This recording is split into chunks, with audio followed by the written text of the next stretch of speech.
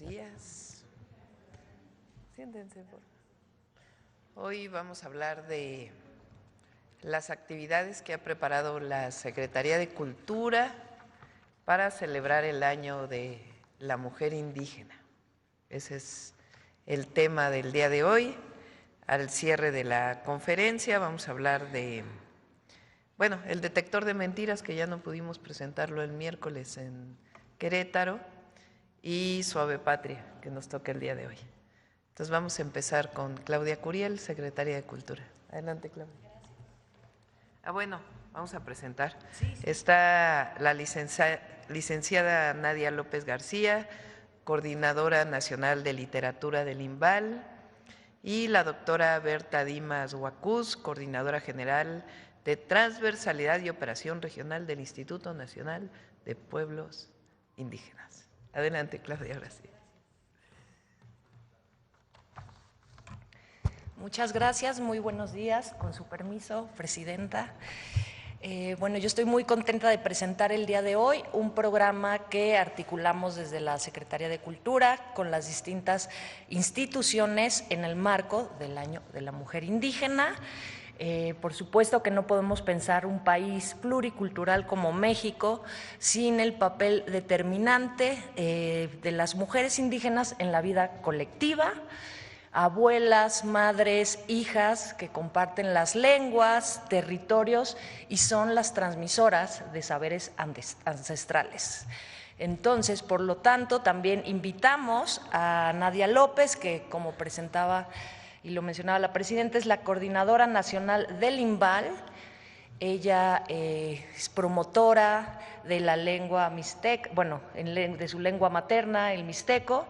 Es una joven poeta dedicada a las infancias y también nos acompaña Berta Dimas del INPI, con quien estamos trabajando de manera muy estrecha en la programación.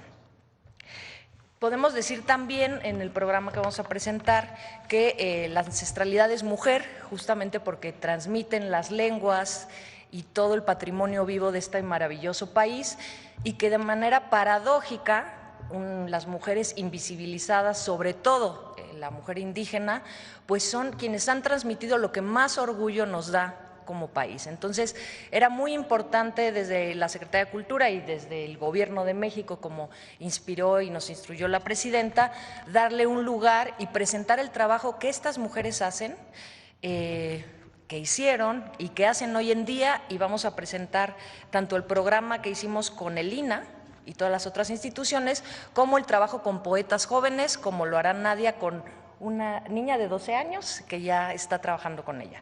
Empezamos con la presentación. Bueno, empezamos con el Día Internacional de la Lengua Materna. Estamos en colaboración con el INPI y vamos a hacer en el Museo de Antropología, en la explanada, afuera, vamos a presentar Lenguabuelas, la ancestralidad tiene origen. Y es un homenaje escénico de lenguas indígenas desde distintos planos del conocimiento, ritual, musical, poesía en voz alta, con muchísimas poetas, cantantes. Va a estar, por ejemplo, Natalia Cruz, cantante zapoteca, Natalia Toledo, poeta zapoteca, Celerina Patricia, también poeta mixteca, y al final van a cerrar voladoras de Papantla del Consejo para la Protección y Preservación de la Ceremonia Ritual de Voladoras. También en ese día, en el marco de estas actividades, el INPI va a alojar todo su programa en el Museo de Antropología, que tiene que ver justamente con la lengua materna. Con el INA estuvimos trabajando y se va a presentar, bueno, esta exposición ya se inauguró, es Mujeres Huastecas Mesoamericanas, Diosas, Guerreras y Gobernadoras. Es una muestra que destaca el papel de la cultura y de la mujer huasteca durante la época prehispánica, por supuesto, y esta ya se inauguró. También tenemos estaciones interpretativas dedicadas a la mujer indígena, que tiene que ver más con el patrimonio vivo, y esto es en el Museo Nacional de Antropología. Ahí también estamos presentando todo un proyecto a lo largo de abril. Y otra exposición muy importante que nos pidió la Presidenta es Mujeres Mesoamericanas, Gobernadoras Mexicanas, que se ha estado trabajando con el INA, y esto, bueno, es por supuesto para visibilizar el papel fundamental de la mujer en la preservación de nuestras culturas, las lenguas y las tradiciones, y la vamos a presentar por lo pronto en la Casa de México en España y trabajando por una agenda más robusta. Entonces, bueno, esto es lo que vamos a trabajar de inicio con el Instituto Nacional de Antropología. Con el INVAL, con el Instituto Nacional de Bellas Artes y Literatura, tenemos literatura y oralidades. Este encuentro nacional de escritoras en lenguas indígenas es en marzo, justamente en el marco del mes de la mujer, y vamos a tener un encuentro de poéticas y narrativas de escritoras indígenas de distintas partes de la República. Está Enriqueta Lunes, por ejemplo, poeta tzotzil, Natalia Cruz, Rubí Oseguera. Bueno, esto es parte también de la parte escénica, y este encuentro lo diseñó Nadia López, también ahorita nos puede contar un poquito más. En danza vamos a tener el primer Festival de Danzas Negras, Reflexiones Afromexicanas y Afroindígenas, y a mí este encuentro me encanta porque, bueno, es una reflexión corporal sobre las mujeres en las danzas negras del país, que poca visibilidad se les ha dado también. Tiene que ver con la ancestralidad, las memorias que hacen visible la matriz negra africana, las danzas afroindígenas y todas las posturas de la diversidad de las identidades en México. También tenemos otros países invitados como Cuba y muchos más. En teatro diseñamos que al inicio de las obras, en más de 1000 intervenciones performáticas, van a haber introducciones en cada una de las funciones con temas relacionados a la condición de la mujer indígena, la diversidad lingüística de nuestro país, y en esta primera etapa también están invitadas, por ejemplo, Petrona de la Cruz de Oaxaca, Alicia Gregorio, bueno, también de Oaxaca, pero de Michoacán está Rubí Zunda, Marina Carrillo Díaz de Nayarit, entre otras. Entonces, a lo largo del año queremos visibilizar pues la creación de estas mujeres, aprovechando que tenemos más de 1000 funciones en los distintos teatros. En música, también vamos a tener un gran concierto en el Palacio de Bellas Artes, que tiene que ver con agrupaciones musicales integradas o fundadas por mujeres indígenas, bueno, desde sus voces, talentos y también intérpretes como Trío Eyizochil de la comunidad Tohuatcol, o, por ejemplo, Banda Femenil de Viento de Santa María Tlahuitoltepec. Hay muchísimas, vamos a trabajar también a lo largo del año, y es una línea de trabajo también que estamos impulsando. Vamos a tener también una exposición colaborativa con el Museo Nacional de la Estampa y el Instituto de Artes Gráficas de Oaxaca. Nos interesa muchísimo hacer una muestra gráfica que visibilice la presencia y la producción de artistas mujeres en este perfil. Con el instituto, con el IMCINE y todo lo que tiene que ver con cine, le damos a la que sigue. Bueno, mencionar que va a haber un ciclo muy importante que diseñó Marina Stavenhagen, que está al frente de la Cineteca Nacional, con 15 películas de directoras de pueblos originarios, como Yolanda Cruz, Dinazar Urbina, Luna Marán. Y esto también lo estamos haciendo a nivel nacional con las distintas cinetecas y con todas las alianzas que tenemos con los distintos estados y los compañeros, compañeras titulares de cultura. Va a tener un largo alcance y va a ser también a lo largo del año. Cabe mencionar que el IMCINE tiene una convocatoria maravillosa que es justamente de apoyo a la creación para lenguas y para pueblos originarios, y mencionar que esta convocatoria, que se inició en la administración de López Obrador, ahora tiene un empuje muy importante, es cuando más mujeres directoras se han inscrito, y es una convocatoria que nos interesa seguir fortaleciendo, y este año en específico tenemos líneas importantes de trabajo con el ECAMP. IMCINE y Cineteca están trabajando de manera conjunta en todos estos ciclos, y trabajo importante de formación con directoras mujeres. Luego, en la Dirección General de Culturas Populares, Indígenas y Urbanas, pues tenemos exposiciones. Viene en el marco del Día del Huipil, el 7 de marzo, hay una exposición de telares, bordados de varias Culturas Indígenas de México. Está el tradicional concurso de saberes tradicionales, ¿a qué sabe la patria?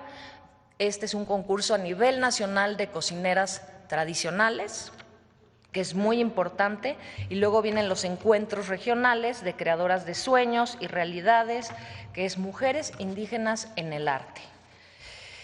Está la premiación y viene también en el Marco Nacional del Maíz, en Centro Cultural Los Pinos, un trabajo importante también de premiación y representación de la República de distintas cocineras tradicionales.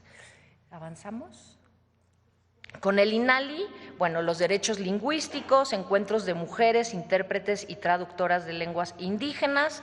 Después les vamos a pasar la cartelera porque, como ven, son muchas actividades, cuáles son, en qué sedes, y mucho tiene resonancia, por supuesto, nacional, con esta alianza con los estados y iniciativas propias que tienen ellos. También está Saberes Tradicionales, que es Feria de las Lenguas Indígenas Nacionales, esto, por supuesto, en el marco del Día Internacional de Pueblos Indígenas, que es en agosto. Y en el Centro Nacional de las Artes vamos a tener este espacio para difusión, celebración de la diversidad y las culturas, enfocado, por supuesto, en las mujeres. Otro que tenemos es con la Fonoteca, sabemos que tenemos un archivo sonoro impresionante ahí, también en lenguas originarias de poetas, activistas, y vamos a hacer, bueno, tanto una convocatoria de trabajo y de levantamiento de audio de distintas comunidades, como comisiones de obra con estos materiales. Y también los vamos a presentar, por ejemplo, tenemos un archivo increíble, tenemos a Marta Morales González en Nahua, tenemos a Diana Carolina Santiago en Tenec, y vamos a presentar inmersiones, instalaciones sonoras de todo este archivo que tenemos también a lo largo del año y también con resonancia nacional con los distintos aliados que tenemos.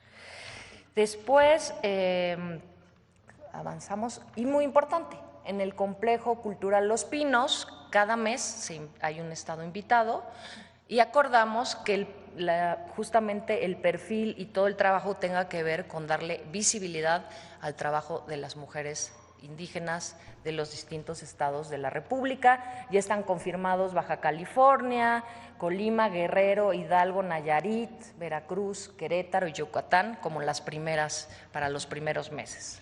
Ahí también está todo el tema de gastronomía, cocineras tradicionales, danzas, básicamente. ¿Seguimos? Y algo muy importante, apoyos a la creación. La Secretaría de Cultura, de todo lo que aporta también apoyo a la creación, son más de 2.300 millones de pesos que son para apoyo a la creación. ¿Y qué es lo que estamos haciendo en el trabajo con las mujeres y con los distintos pueblos indígenas y afromexicanos? Es perfilar las convocatorias como el PECDA, que ese opera en todos los estados, es un apoyo muy importante de desarrollo y de creación, y también el programa de apoyo a la traducción y el de artes verbales lo estamos enfocando y fortaleciendo para que el acceso de todas estas creadoras y creadores sea central en estos apoyos a la creación. Entonces son 3 convocatorias muy importantes que ya trabajaban con estas comunidades, pero que ahora les estamos dando muchísima fuerza y poniendo mucha atención en las creadoras. ¿Avanzamos? Y no vamos a olvidar, por supuesto, en un programa y eje que tenemos de arte y migración, en Tijuana, en el Secut, el primer Festival de Mujeres Indígenas Sin Fronteras.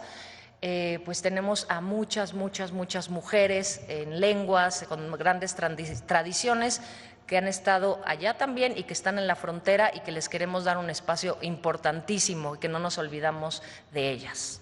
Ese es el programa, Presidenta, a rasgos generales, y me gustaría ver si Nadia nos lee el poema y nos cuenta del encuentro de lenguas. Muchas gracias.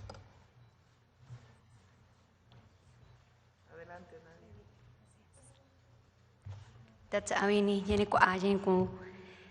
Muy buenos días, Presidenta. Qué honor estar acá. La poesía vive en la boca de las personas que quieren entender el mundo, y en función de eso, en el INVAL y en toda Secretaría de Cultura hemos pensado que la palabra, la cultura, el arte es de todas y para todos. Quiero leerles un poema de una pequeña de 12 años que es originaria de la comunidad de El Jicaral, en Coicoyán de las Flores.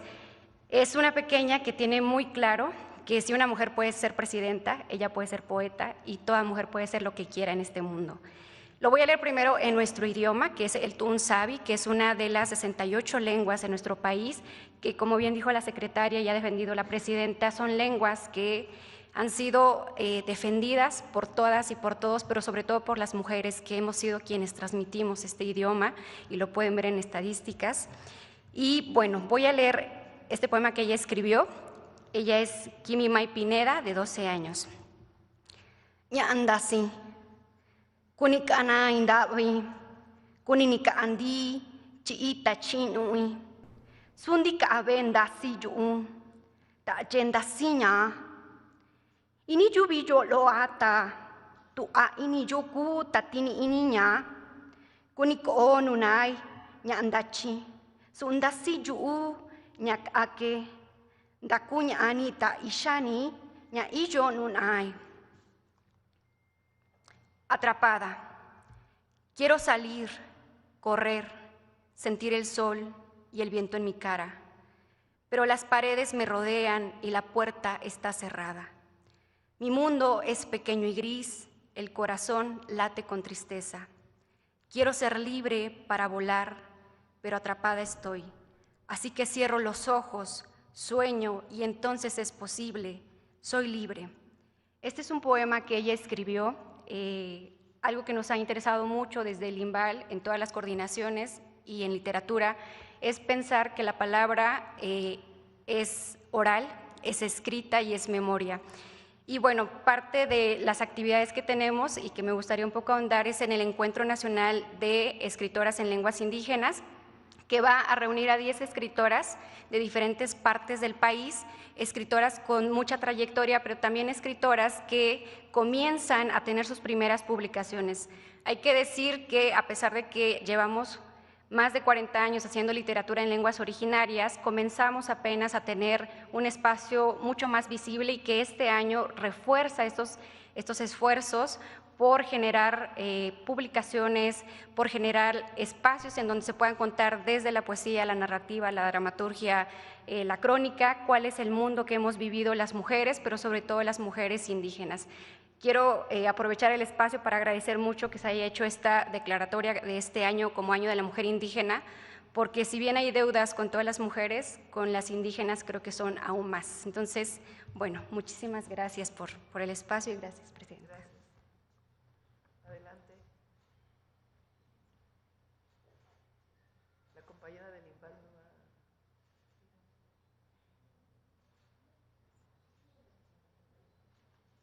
Danos unas palabras.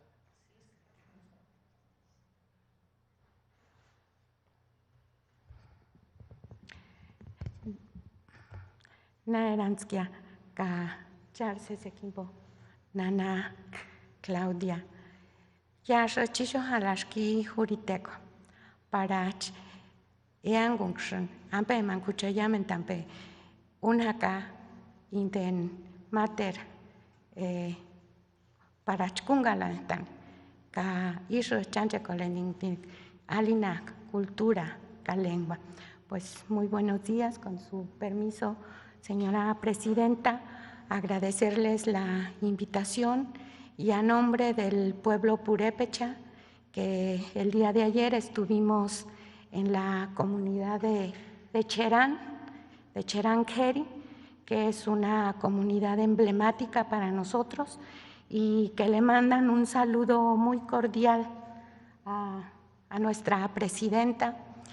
Y estamos todos muy contentos allá en el pueblo purépecha y en los otros pueblos que conforman este territorio de Michoacán, porque pues tenemos a una presidenta que realmente ahora, en estos tiempos tan difíciles, pues va a dar visibilidad a lo que es toda nuestra cultura, nuestras lenguas, como ya lo han mencionado las compañeras.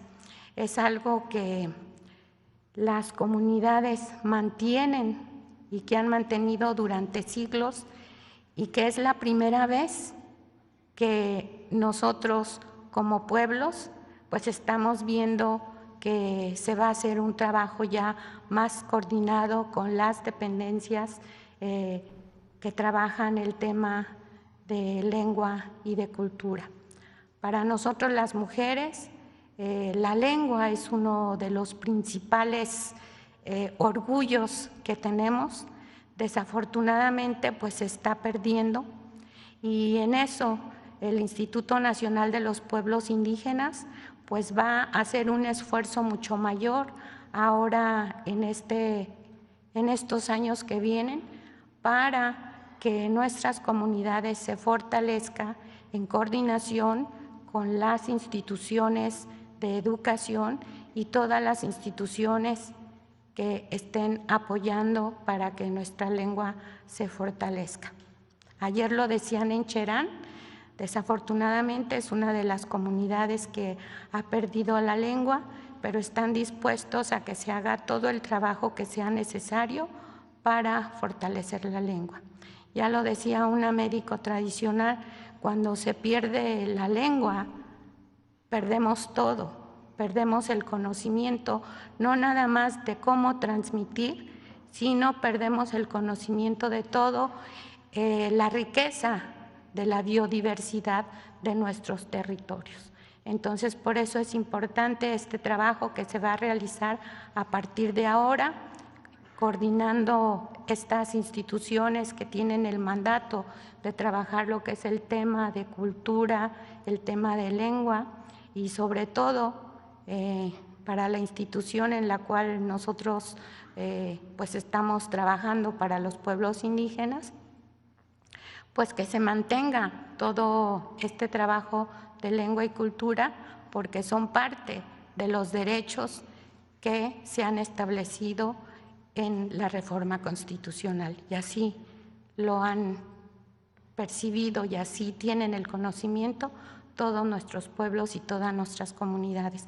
Pues agradecerle nuevamente a la presidenta por todo este trabajo y por la oportunidad que nos dan de que trabajemos las mujeres indígenas en el desarrollo de este país y que podamos ser parte de esta transformación que tanto anhelamos todos.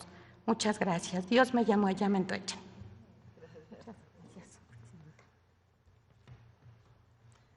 Pues como ven, son muchísimas actividades este año dedicadas a la mujer indígena, a la lengua, la historia y también las mujeres indígenas de hoy, que es a quienes queremos reivindicar. Bueno, vamos a escuchar las preguntas, contestarlas. A ver, vamos a la esquina primero. Buenos días, presidenta. Soy Tania Damián, del portal de noticias Ángulo 7. Del tema, si nos podría dar más detalles sobre esta exposición que harán en Casa de México en España sobre mujeres mesoamericanas gobernadoras, que yo recuerde no se había hecho una presentación en España, en la Casa de México, sobre mujeres mesoamericanas gobernadoras. ¿Qué gobernadoras estarían representadas? ¿Quieres platicar un poco más? O tiene que ver con lo que platiqué, creo que ayer o antes de ayer. Queremos llevar a España nuestras culturas originarias. Queremos que el pueblo español, que muy probablemente lo conoce, pero queremos que conozca más. Bueno, hay quien diría que no solo es pueblo español, sino que hay también diversidad en España. Pero queremos que quienes viven en España conozcan la riqueza y la grandeza del México antes de que llegaran los españoles, antes de que invadieran los españoles nuestro país. Y la mejor manera pues es a través de la cultura. Entonces, con el embajador de México en España hemos trabajado distintas actividades y una de ellas pues tiene que ser el Año de la Mujer Indígena llevarlo allá. Hay, por supuesto, las 4 mujeres que Noemí ha estado hablando, que están en este ícono que hicimos de la mujer indígena, del año de la mujer indígena, pero hay muchísimas mujeres indígenas reconocidas en los estudios, y particularmente las huastecas. Está reconocido que había mujeres gobernantes. Hay quien dice que Tamazunchale quiere decir en huasteco lugar donde gobernaron mujeres. También hay otras acepciones, quien dice que en realidad es otra cosa, pero a mí me gusta que se quede ese lugar. Y recuerden que aquí en Paseo de la Reforma está la joven de Amajac, que es una pieza que se encontró, si mal no recuerdo, el 1 de enero de 2021 en Álamo, Veracruz, y que colocamos en Paseo de la Reforma como un símbolo frente a lo que había ahí, que era Cristóbal Colón. Hoy está pues una imagen que colocaron colectivos de mujeres, pero también está la joven de Amajac, que es la reivindicación pues de nuestras raíces. Entonces eso lo queremos llevar a España. Es un mensaje para España, porque se va a hacer en septiembre, si no sé qué días se va a abrir esta exposición, y por el tema que sucedió con el Sí, tiene que ver con eso, claro que sí. El perdón que en su momento pidió el presidente Andrés Manuel López Obrador del Estado español a los pueblos originarios, nosotros lo reivindicamos y continuamos solicitándolo. Y una manera de mostrar la grandeza de las culturas que vivieron aquí, de las civilizaciones que ocuparon nuestro territorio y que siguen presentes hasta nuestros días, pues es llevar ese conocimiento a España. Gracias, Presidenta. Y bueno, otra pregunta. En enero la Profepa clausuró a la siderúrgica Ternium, ubicada en San Miguel Xostla, en Puebla, muy cerca de San Martín Texmelucan, por descargas de sus aguas residuales sin permiso. Pues a ver qué información tiene al respecto. La empresa argumentó en ese momento que carecía del permiso por un retraso en la regularización, por un retraso de la Conagua. Saber si tienen ubicadas otras empresas contaminantes del río Atoyac, por ejemplo, pues del sector textil, sector automotriz, cuántas son y cómo se está trabajando en ese tema de combatir la contaminación del río Atoyac. Recuerden que son 3 ríos, que son el saneamiento de 3 ríos que nombramos como prioritarios, que es el Lerma Santiago, el río Tula y Atoyac. Y lo que ha estado haciendo la Semarnat junto con Conagua, los estados y los municipios es hacer un recorrido por todo el cauce de los ríos para conocer las fuentes de contaminación.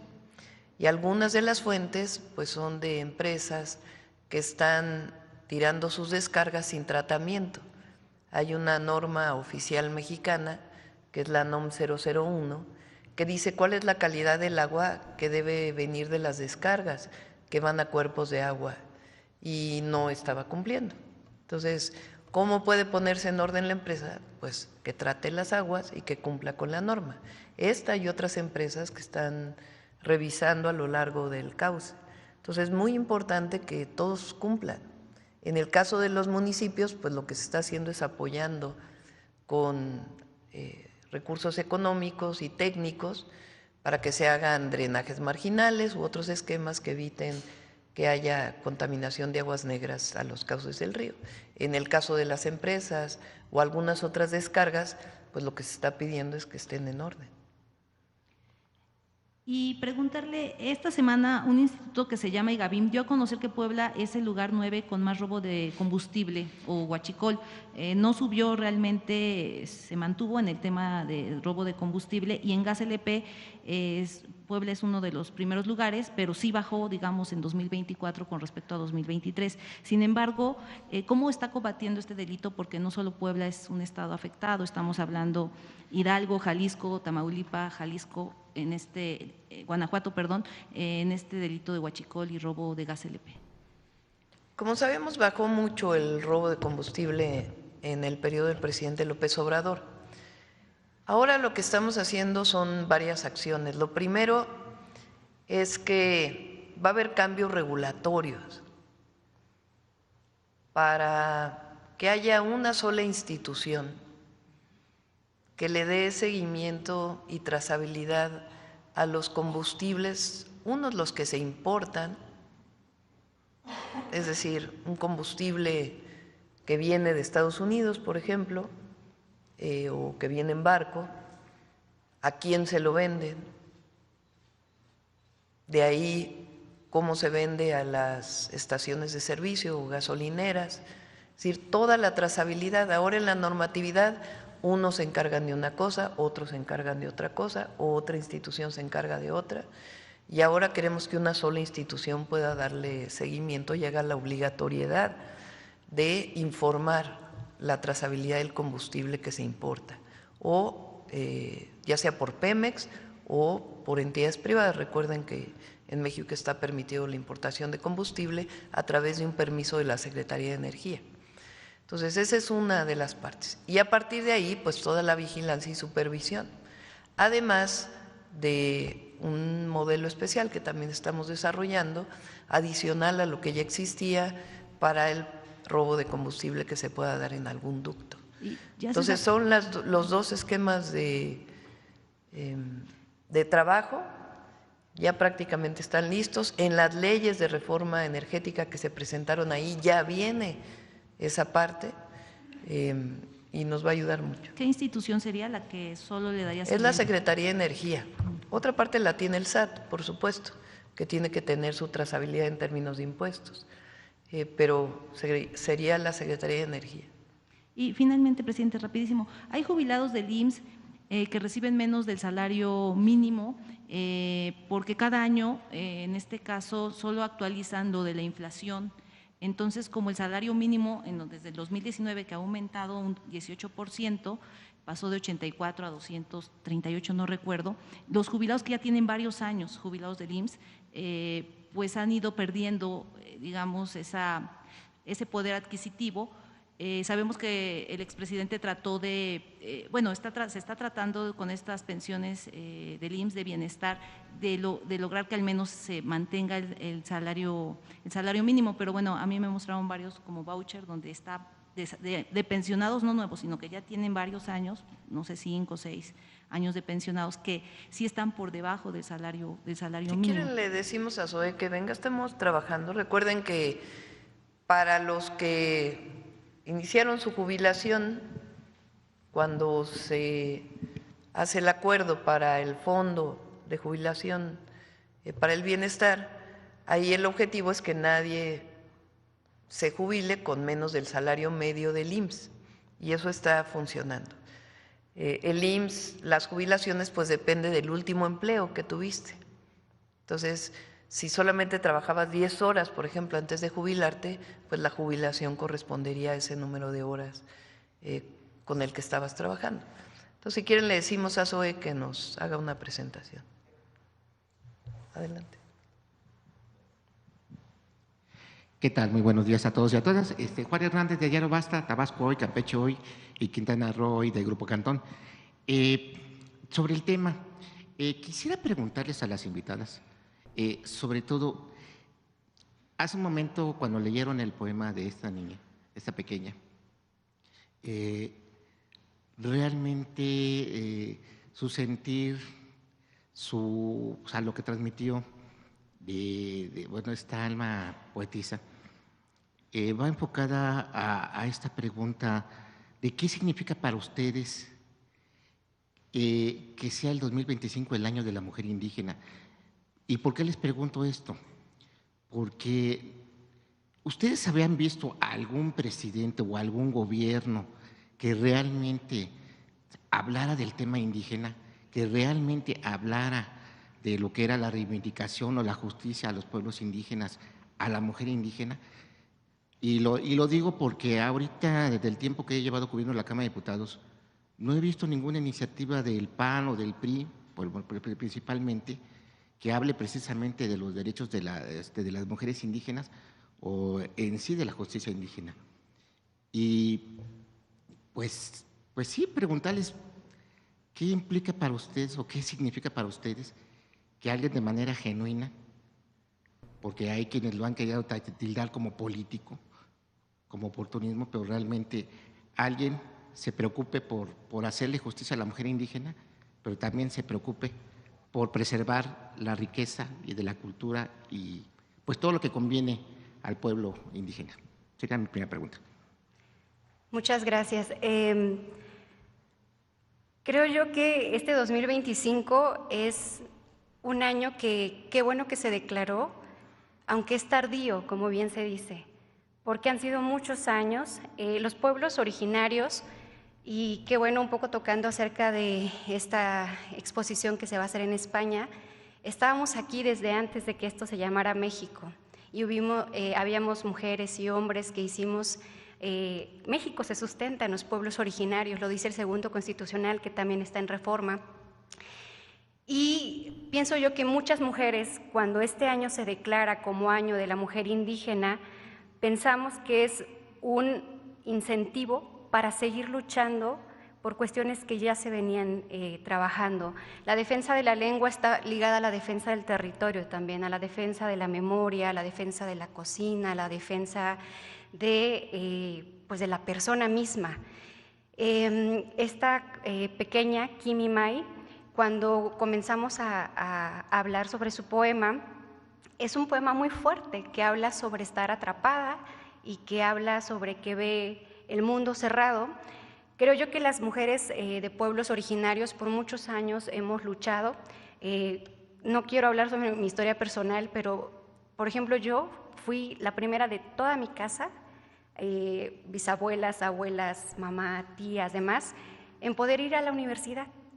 Y estamos pues en una época en la que todas las mujeres tenemos el derecho de asistir a la escuela, a la universidad, pero no todas realmente pueden concretarlo. Ahora hay muchas acciones de parte de la SEP y de otras instituciones empujando a que eso suceda. Yo crecí en el norte del país, crecí en la frontera, mis padres fueron jornaleros agrícolas por muchos años, y para mí ahora que me invitan al INVAL, que aparte es la primera vez que tiene un perfil de una mujer de un pueblo originario ocupando una coordinación nacional, pienso, esto era impensable hace muchos años, que la hija de 2 jornaleros agrícolas que piscaban fresa, que es la primera que va a la universidad, está en una coordinación nacional. Y no lo digo como Nadia López García, lo digo que ojalá esto sea una invitación para que muchas mujeres que pertenecen a pueblos originarios y también las que no pertenecen a pueblos originarios, mujeres afrodescendientes, sepan que ese techo que existía se está trabajando muchísimo de muchos frentes, y yo lo quiero decir, hace rato lo hablábamos, que el tener a una mujer presidenta creo que a muchas nos da mucha fuerza de decir, podemos intentarlo. May dice, yo quiero ser poeta, quiero escribir, hazlo, ¿no? Hay una mujer presidenta, hay mujeres que estudian medicina. Para mí creo que es un año muy genuino, creo que tiene mucho que ver también con que Secretaría de Cultura y todo el gobierno es una caja de resonancia para las voces de las mujeres. A mí me conmueve, me invita y también me reta mucho a que no solo quede en un año de acciones, sino que también sea algo que pueda extenderse.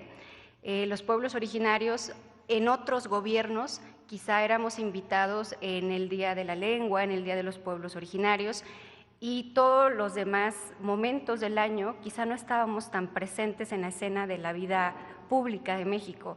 Creo que esta es una invitación para que se confirme que los pueblos originarios somos transversales, tenemos que ver con territorio, con energía, con educación, con medicina, con literatura. Entonces, bueno, yo celebro mucho, ojalá ustedes también se unan a esta celebración y podamos visibilizar muchas historias de mujeres que todos los días hacen que sus lenguas, sus identidades, sus memorias sigan caminando y sigan dándonos sentido. Una de las cosas muy importantes que tiene que ver con las acciones de parte de Secretaría de Cultura es que se habla ahora, por ejemplo, mucho de saberes tradicionales, de medicina tradicional. Por mucho tiempo no se pensaba que eso fuera cultura. No se hablaba de una alta cultura y de otro tipo de manifestaciones. Ahora no. La cultura es todo lo que decimos, comemos, respiramos, hablamos. Y creo que eso es algo que yo estoy muy emocionada de ser invitada por nuestra secretaria Claudia Curiel, porque creo que hay una visión que cambió y eso es algo que creo que tendría que celebrarse aunado a este año. Okay. Como segunda pregunta, doctora, presidenta. Doctor, Claudia. Sí, la administradora presidenta, sí, una disculpa. Presidenta, el día de ayer, Donald Trump, el Departamento de Justicia de Estados Unidos propone la eliminación total de los carteles del narcotráfico, mientras que el SAL de la frontera dijo que no dudarán en usar, que no dudarán en usar el ejército si los cárteles los atacan. Quisiera preguntarle, ¿qué lectura le daría usted a estas palabras que están dando desde Estados Unidos? ¿Cómo ve usted pues este tipo de posicionamientos un poquito extremos y que de alguna manera ustedes ya habían platicado precisamente de este trabajo que iban a hacer de manera coordinada con el gobierno de Donald Trump? Empiecen por su país.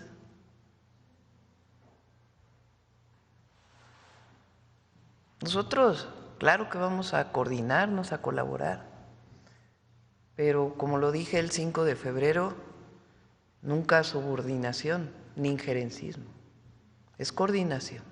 ¿Hay un riesgo de injerencismo? Segundo, ellos tienen mucho que hacer en Estados Unidos. ¿Cómo es que llegue el fentanilo o cualquier otra droga? Que no está bien que pase ilegalmente y nosotros hacemos nuestro trabajo en nuestro país. Pero ¿cómo es que llega? ¿Qué pasa después de la frontera? ¿Quién opera la distribución de la droga? ¿Quién vende la droga en las ciudades de Estados Unidos que han provocado tanta tragedia? ¿Dónde va el dinero de la venta de esa droga en Estados Unidos? ¿Cómo es que hay armas en México de uso exclusivo del ejército de Estados Unidos? ¿Quién las vendió? ¿Cómo llegaron a nuestro país?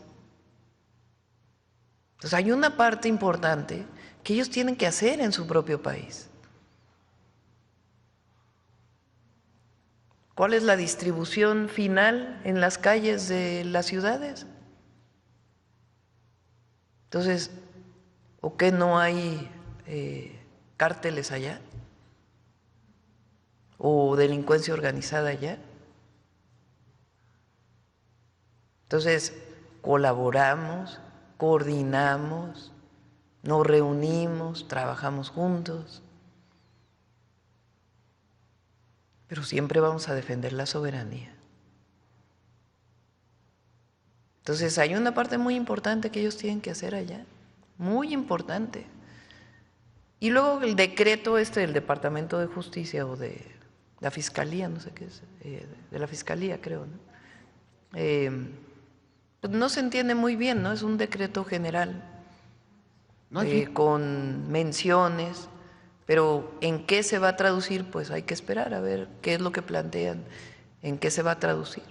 ¿No existiría el riesgo de que esto fuera como un pretexto de injerencismo, de que otra vez como agencias como la DEA se quiera aquí meter, que ha intentado por diversas formas Todos los agentes de alguna agencia de Estados Unidos requieren un permiso de México para estar en México. Y eso se trabaja con el Gabinete de Seguridad y tiene que haber coordinación, colaboración, información conjunta. Eso pasa en cualquier país del mundo. Entonces eso sigue, pues, es parte del proceso de coordinación. Entonces nos coordinamos, colaboramos. Pero también, como lo dije en el video, como lo dije el 5 de febrero, como llevo mucho tiempo diciéndolo, que actúen también en su propio país. Y bueno, sobre otro tema, quisiera preguntarle su opinión referente que el día de ayer destituyeron al fiscal de Morelos. Ah, sí. Felicito a los diputados y diputadas,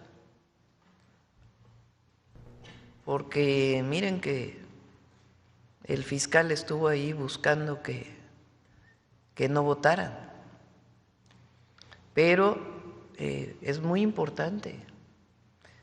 Les voy a recordar el caso, vamos a recordarlo. A ver si tienen por ahí el video de cuando fui jefa de gobierno. Debe estar por ahí en mis redes sociales. A ver si lo encuentran. Se tardó mucho para que se hiciera esta destitución. Pues no querían, cambió el Congreso en Morelos. El Congreso anterior no… Lo protegía mucho. Pues sí, lo protegía. No. De hecho, también el Poder Judicial también lo cuidó bastante. Sí, tiene amparos. A ver si lo encuentran. ¿Ya?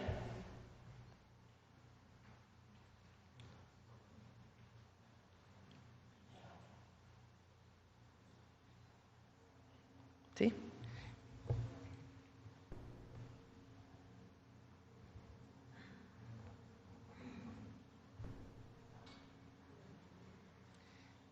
De hecho, hasta este momento, lo que nosotros tenemos corroborado jurídicamente y científicamente es que la causa de muerte de Ariadna N. es por una grave intoxicación alcohólica y una consecuente broncoaspiración. No encontramos en ella huellas de violencia. Técnicamente, forensemente, hasta este punto, la necropsia no es coincidente con un feminicidio. A petición y con el consentimiento de la familia de Ariadna, solicitamos la realización de una nueva necropsia. Esta necropsia estableció que el cuerpo de la joven presentaba diversas lesiones por golpes, por lo que se determinó que el motivo del fallecimiento fue un trauma múltiple que se clasifica de mortal. Iniciamos una amplia investigación que ha incluido diversas entrevistas, análisis de imágenes en video de cámaras públicas y privadas, dictámenes periciales, así como diversos trabajos de gabinete y campo, lo que nos ha permitido obtener datos de prueba sólidos y contundentes para establecer la posible participación de al menos 2 personas en el feminicidio de la joven Ariadna. Bueno, entre otros, pueden buscarlos ahí. Entre otras múltiples, ¿qué podemos decir? Atropellos a la justicia. De hecho, a del Morelos fiscal. Se le estaba mencionando que muchos de los casos de feminicidio los estaban catalogando como suicidios. Entonces, particular este caso, que ya no quisiera mencionar el nombre para no revictimizar. El fiscal de Morelos es un caso de una joven que se reporta como desaparecida en la Ciudad de México y se encuentra su cuerpo en Morelos. Ya había una carpeta de investigación por desaparición en la Ciudad de México, en la Fiscalía de la Ciudad de México. Cuando se encuentra el cuerpo de esta joven, pues viene esta declaración del fiscal de que fue una broncoaspiración, que no había señales de violencia. La familia le pide a la Fiscalía de la Ciudad de México que siga con la investigación. La Fiscalía pide toda la información y hace su propio peritaje y se encuentra que fue un feminicidio. De ahí la fiscal hoy, la fiscal general de justicia de la ciudad, hoy consejera jurídica del Gobierno de México, de manera muy valiente, hace una denuncia contra el fiscal de Morelos. Porque después de eso el fiscal de Morelos acusó a la jefa de gobierno de que había un tema político, acusó a la fiscal. Entonces la fiscal hace una denuncia, la fiscal de la ciudad, contra el fiscal de Morelos, y un juez lo encuentra culpable. Y hay una orden de aprehensión. El tema es que el fiscal pues tenía un fuero federal es desaforado por el Congreso de la Unión y después la Corte dice que requiere ser desaforado también por el Congreso de Morelos, porque fue detenido el fiscal y con varios amparos sale libre, y después se dice que tiene que haber también un desafuero por parte del Congreso de Morelos. Ayer finalmente fue desaforado, hoy tiene otros amparos. Pero, ¿cómo se explican además? Pues un periodo de inseguridad en Morelos muy largo. Además, pues de otros casos de feminicidio en donde este fiscal los hizo parecer como suicidios en contra de las mujeres. Pero además, pues una actuación muy, la verdad, con pocos resultados. Entonces ayer se pide el desaforarlo en el Congreso de Morelos y la gobernadora Margarita, que es una mujer de primera, envía su terna y ayer mismo ya Morelos afortunadamente tiene un nuevo fiscal. Finalmente, doctora, el día de, acaban de enviar recientemente un paquete de reformas en lo que es en materia eléctrica, energética, también en materia de, no reelección, contra el nepotismo. ¿Qué otras iniciativas más va a enviar para este primer periodo? Son varias. Porque las vamos a informar. Le voy a pedir a Ernestina justo que lo informe, porque hay muchas que se derivan de cambios constitucionales. Ajá. De los 14 cambios constitucionales aprobados, se derivan muchísimas leyes secundarias y otras que además estamos enviando. Entonces, ya las vamos a presentar. Digamos que, así en síntesis, serían 14. Hay otra constitucional que es la del maíz. El día de hoy tienen una reunión con el grupo de Sin Maíz No Hay País, el secretario de Agricultura y Desarrollo Rural, la secretaria de Medio Ambiente y la secretaria de Ciencia, para platicar con ellos si es que falta determinar algo en la reforma para que se corrija. Entonces, esa es una reforma constitucional, la protección del maíz criollo de México, para prohibir la siembra de maíz transgénico, que por cierto, termino esta parte. Salió publicado en el Diario Oficial de la Federación hace 2 días el resolutivo de un panel de controversia en los Estados Unidos, en donde un decreto que hizo el presidente López Obrador pues es revocado por este panel, en donde lo que revocan pues es justamente la prohibición de siembra de maíz transgénico, principalmente. Entonces ahora pues va a la Constitución, vamos a fortalecer el maíz que es de México, su biodiversidad, en la Constitución de la República. Entonces, esa es una reforma constitucional.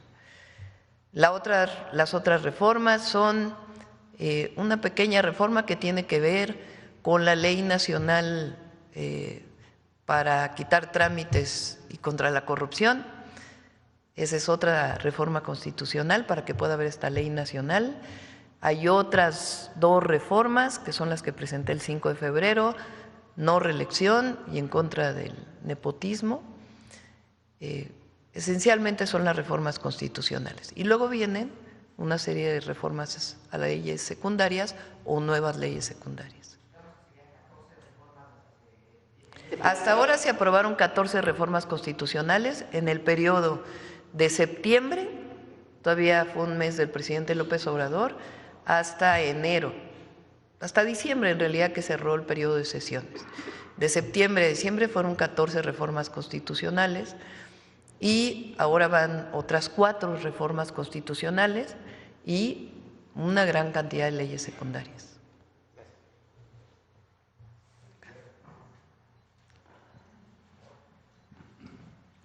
Gracias, presidenta. Claudia Sheinbaum, buenos días. Soy Aisa García de Telesur.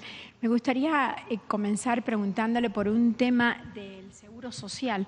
justamente una cifra muy alentadora que salió publicada recientemente. Dice que al 31 de enero de este año el salario base de cotización escaló a la cifra histórica de 617.5 pesos, lo que representa un incremento anual del 7.7%. Yo llevo en este país 27 años y siempre he escuchado de los anteriores gobiernos que eso no se podía hacer porque eso iba a impactar el ingreso y la economía y tal, y tal, y tal. ¿Usted qué opina sobre esto? ¿Sí se pudo? Entonces, ¿qué significa? Sí, en enero son muy buenas cifras. A ver si tienen el de inflación también y el de empleo. Fíjense, estamos en 3.59 de inflación en enero. Eso permitió que el Banco de México redujera la tasa a 9.5%. Muy importante porque esto pues fortalece, habla de la fortaleza de la economía mexicana, pero además impulsa la inversión en nuestro país, que es muy importante. Entonces, este es un valor buenísimo que refleja baja inflación en México. Aumentó el empleo en enero también por parte del IMSS, a ver si tienen por ahí la cifra.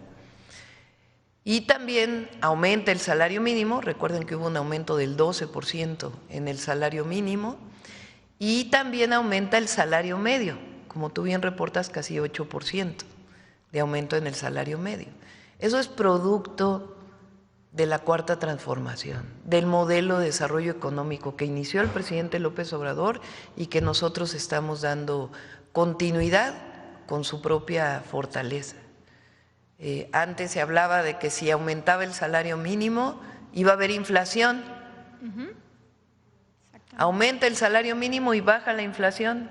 A ver que lo expliquen los neoliberales. Antes se decía que si aumentaba el salario mínimo, impulsaba el salario medio y entonces nadie iba a querer invertir en México porque pues lo que había que ofrecer solamente era salarios de hambre o mano de obra barata, como decían. Y ahora ha aumentado el salario, hay más empleo formal y hay más inversión y hay menos inflación. Es decir, hay resultados macroeconómicos, no solamente disminución de la pobreza, de la desigualdad, sino muy buenos resultados macroeconómicos. Somos el país que hoy tiene menos desempleo.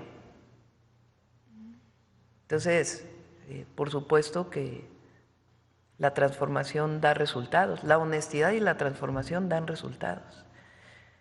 Aprovecho también para decir, porque hay, con todo respeto leí uno de los tantos artículos que hay en contra de lo que decimos, con todo respeto para Sergio Sarmiento, que dice que el desarrollo de los semiconductores no se va a dar por un decreto de la presidenta, por una orden de arriba, y que solamente muy pocos países en el mundo tienen desarrollo en semiconductores. Los científicos mexicanos, las científicas mexicanas, que además me da mucho orgullo porque yo estudié física y aquí había 2 doctoras en física ayer, son de primera y tienen todo el potencial para desarrollar proyectos científicos de primer nivel. Requieren su maduración tecnológica, sí, pero que ahora resulta que los científicos mexicanos, las científicas mexicanas no pueden producir un pequeño vehículo, no pueden generar la creatividad necesaria para nuevos diseños de semiconductores en el mundo. Pues claro que sí.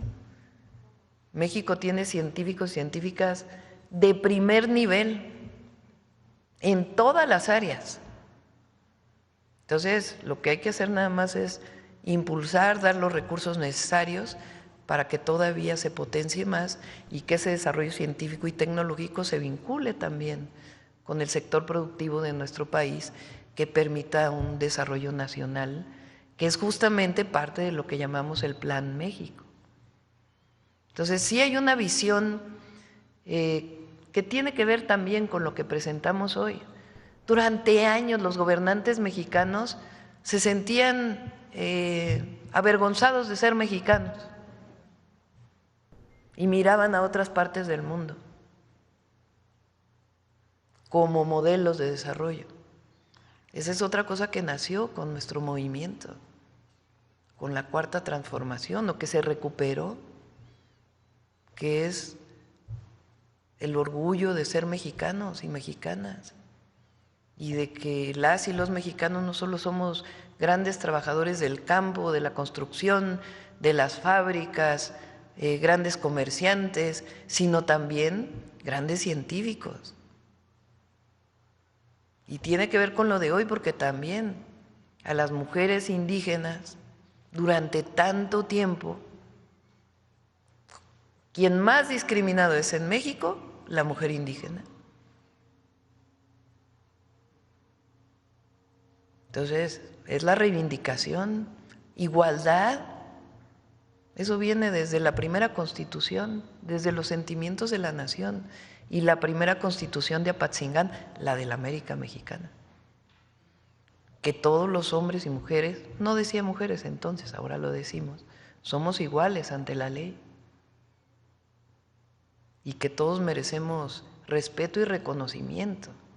Entonces sí es un nuevo modelo, sí es un nuevo proyecto, pero además está dando resultados y ha generado un orgullo nacional a todos niveles, y eso nos da muchísimo gusto, porque aquí están nuestras raíces, y México es una potencia cultural y somos un gran país y una gran nación, así que nada de acomplejarse, nada de disminuirse, al contrario. Arriba. Somos mexicanas y mexicanos.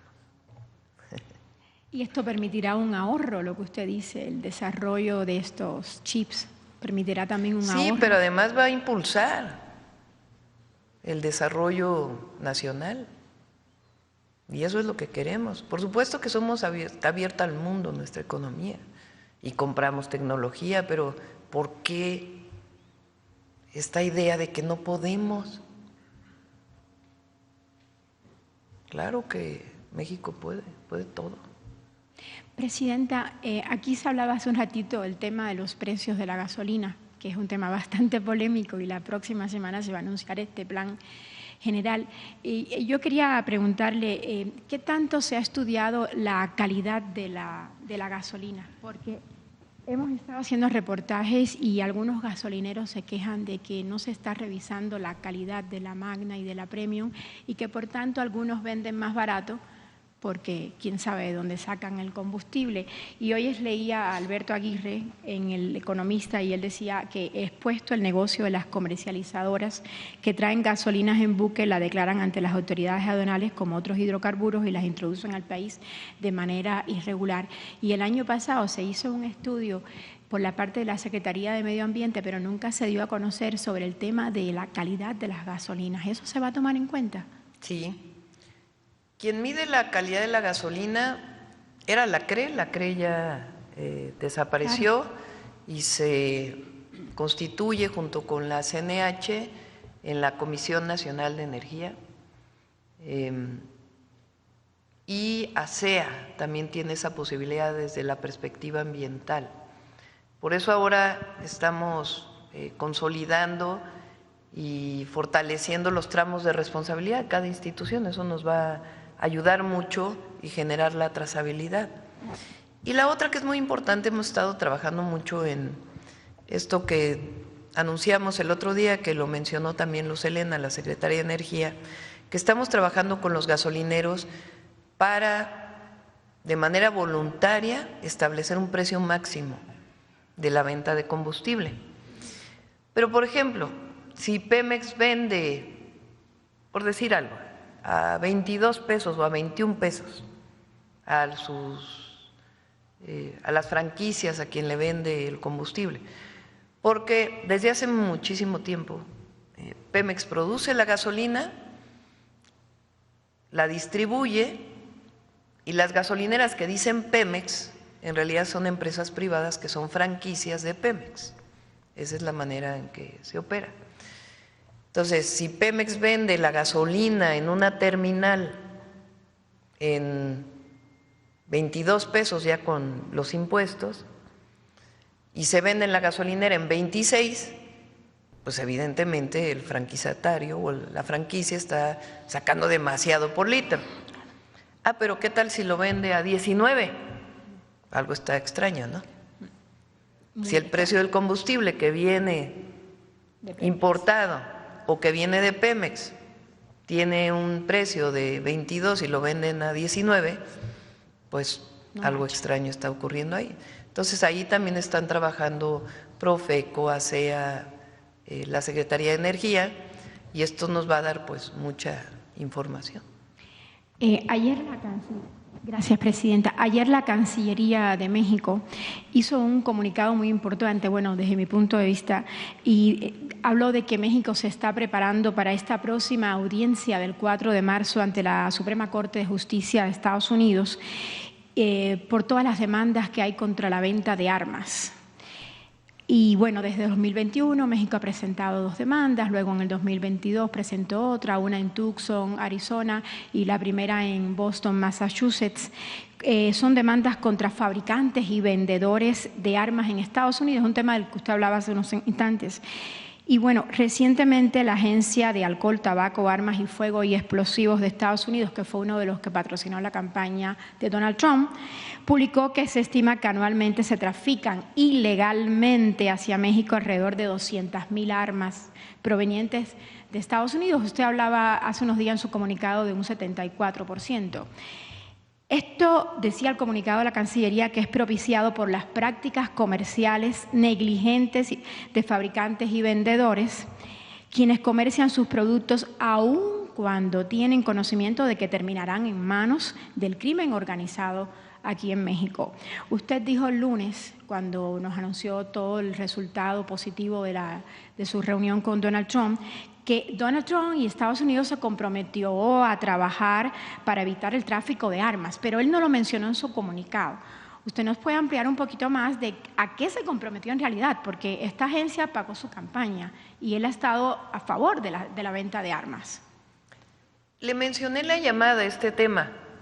Él lo conocía poco, realmente. Yo le dije, a ver, así tal cual, ¿cómo es posible que un lanzagranadas, que es de uso exclusivo del Ejército de los Estados Unidos, sea incautado en México a un grupo delictivo de la delincuencia organizada? Algo, durante la época de Calderón, creo que estaba Obama en la presidencia de Estados Unidos, hicieron el Rápido y Furioso, claro, que fue una barbaridad. Total. Pues, supuestamente le ponían chips a las armas, se las dieron a los grupos delictivos para ver la trazabilidad de cómo llegaban de allá para acá. Y pues, ¿qué hicieron los grupos delictivos? Le quitaron el chip. Entonces, pues evidentemente fue lo peor que pudieron hacer. Pero sí queremos esa colaboración y a ellos también les interesa. Entonces, hay distribuidoras, hay ferias de armas, por ahí hay un tuit que yo vi, por ahí, a ver si lo encuentran, del número de distribuidoras de armas en la frontera, en Estados Unidos, salió de un investigador o de un reportero, no sé. Phoenix, Tucson. No es impresionante. Texas, California. Pero, o sea, son 2 tipos, ¿no? Uno son las distribuidoras, las ferias que se hacen, las armerías, en donde se compran, digamos, las que son de uso comercial. Y la otra son las de uso, o sea, las que no se venden, pues. Las que no se venden en un Walmart de Estados Unidos. Las que no se venden en un Walmart, en una feria, que también resulta que aparecen aquí. Por eso nosotros, y a ellos les debe interesar mucho, no es un asunto de que, a ver, tú me dices que el fentanilo y yo te digo que las armas. No es eso. Es que ambos estamos de acuerdo en que tenemos que combatir la violencia, el tráfico de drogas y el tráfico de armas.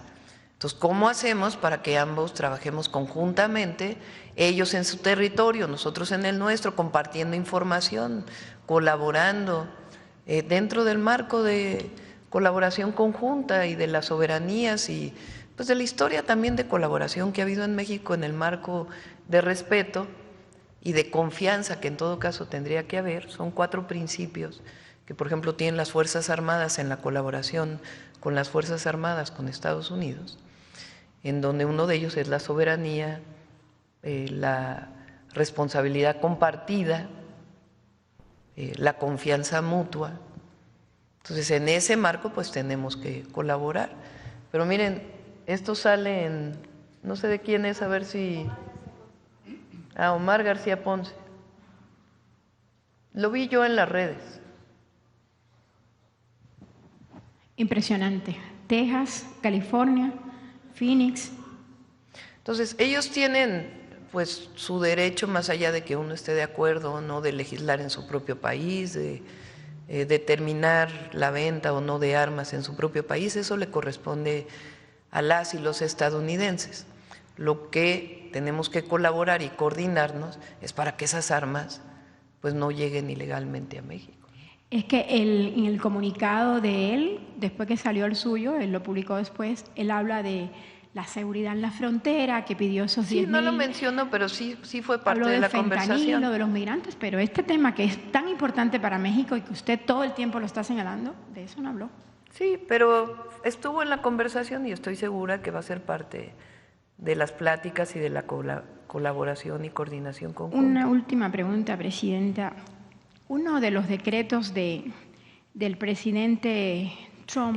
pero termino la pregunta. Perdón. Recuerden que hay 2 denuncias que fue el canciller Marcelo Ebrard cuando era canciller, que se presentaron contra… Boston y Tucson. Uno es contra las distribuidoras y otro es contra los fabricantes. Una tiene, digamos, ha tenido más entrada en los juzgados de Estados Unidos y es una de ellas la que va a la Corte. Muchas gracias. Hay un tema que me gustaría preguntarle y es tema internacional de uno de los decretos de Donald Trump y es contra Cuba, la reinclusión en la famosa lista de supuestos países patrocinadores del terrorismo. Y expertos independientes en derechos humanos ayer expresaron serias preocupaciones por esta reinclusión de Cuba en esta lista e instaron al gobierno de Estados Unidos a abstenerse de realizar actos contra el multilateralismo, que es un tema que siempre defiende México ante Naciones Unidas, y sus obligaciones en materia de derechos humanos. ¿Qué opinión le merece a usted esto? Pues es soberanía y respeto. Eso es lo que defiende México. Y además, la política exterior mexicana es muy avanzada en la búsqueda de la paz, la conciliación entre las naciones y el respeto a las soberanías.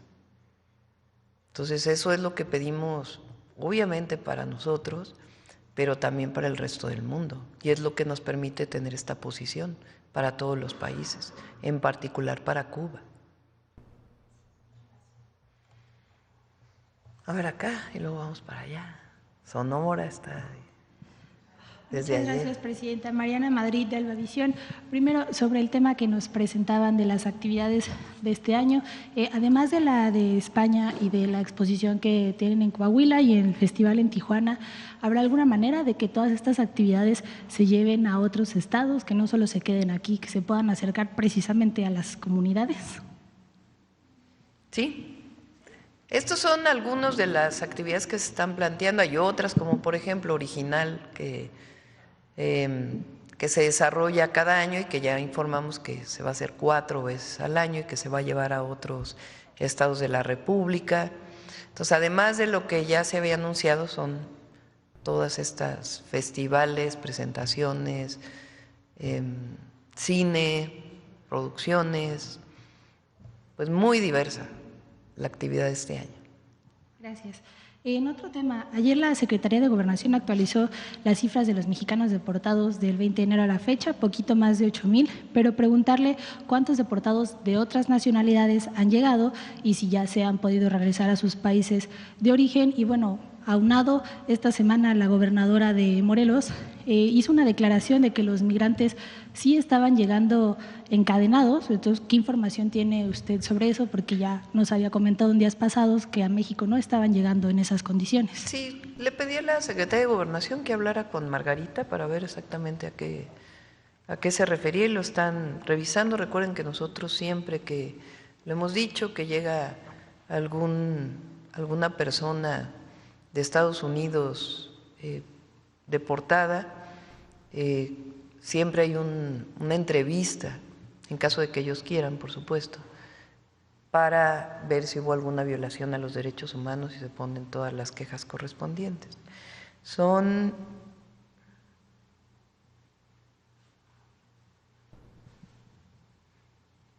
10.964 personas desde el 20 de enero, 8.425 mexicanas y mexicanos y 2.539 de otras nacionalidades.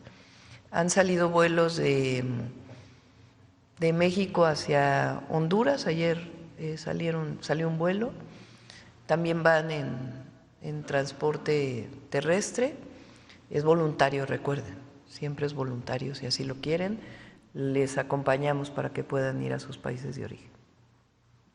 Y en otro tema, esta semana se publicó en el periódico oficial de Nayarit un decreto que prohíbe la interpretación o reproducción en eventos públicos de los corridos tumbados o los narcocorridos. En Tepic, ¿no? Respondientes. Son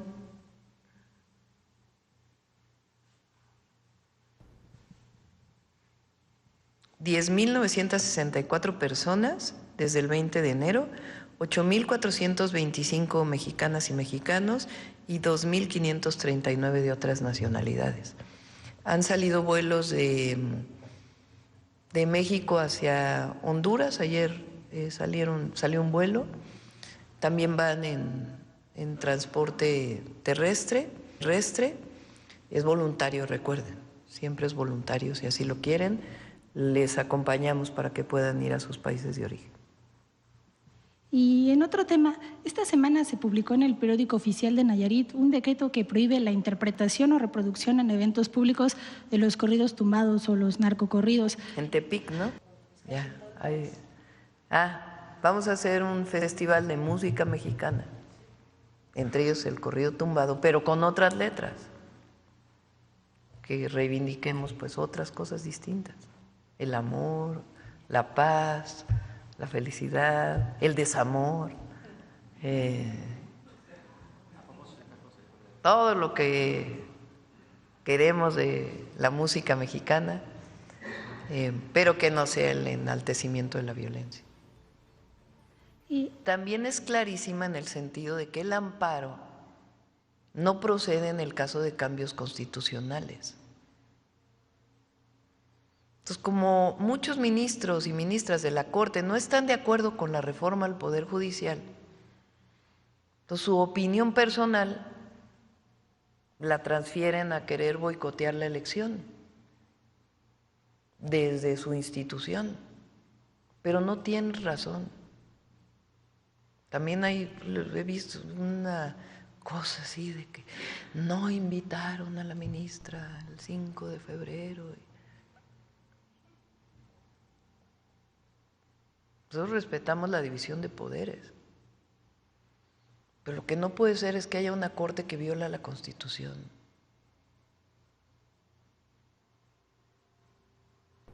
¿Cómo es que el Tribunal Electoral, que es la última instancia dicha por la Constitución, debe garantizar la elección al Poder Judicial y la Corte dice otra cosa, solo porque no están de acuerdo?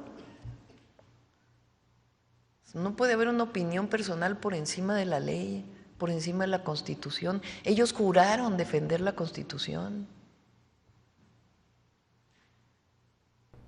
Entonces, están buscando por todos los medios que no haya elección. Abren su convocatoria, nombran a su comisión y a la mitad del camino dicen, ay, no, mejor no. Por un amparo que ellos mismos podrían resolver. Y podrían resolver sencillamente porque en el caso de elecciones, pues no resuelve la Corte. O porque el amparo pues no va para reformas constitucionales, pero ellos deciden suspender el proceso. El Tribunal Electoral dice, pues envíen todo al Senado, el Senado hace la insaculación, y luego dicen, no estamos de acuerdo con la insaculación. Bueno, pues no van a estar de acuerdo con nada. Entonces, todos aquellos que critican, ¿por qué no explican? Todos aquellos que están criticando y que dicen que nosotros somos autoritarios y que… ¿por qué no se ponen a leer lo que dice la reforma al Poder Judicial? Que ya es constitucional, que es la Constitución. ¿Por qué no ven el artículo aprobado que dice que en el caso de reformas constitucionales el amparo no procede? Que ya estaba en la ley y después pasó a la Constitución. ¿Por qué no lo leen? Porque este no es un asunto de opinión, es un asunto de que ellos juraron respetar la Constitución. Entonces, afortunadamente, pues ya en septiembre entra una nueva Corte y un nuevo Poder Judicial que va a ser elegido por el pueblo, que es lo mejor que nos puede pasar, la verdad. Todavía tienen muchísimos temas, muchísimos. ¿Por qué le dan un amparo en estos días al fiscal de Morelos?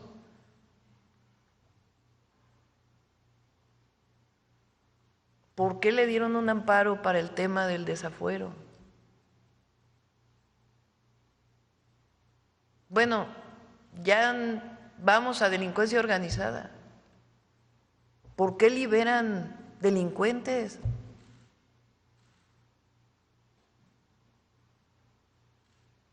Entonces van a decir, no, es que la fiscalía no tenía bien hecha su carpeta. Pero en los hechos, ¿dónde está el Poder Judicial en México defendiendo la Constitución? Y defendiendo a las y a los mexicanos.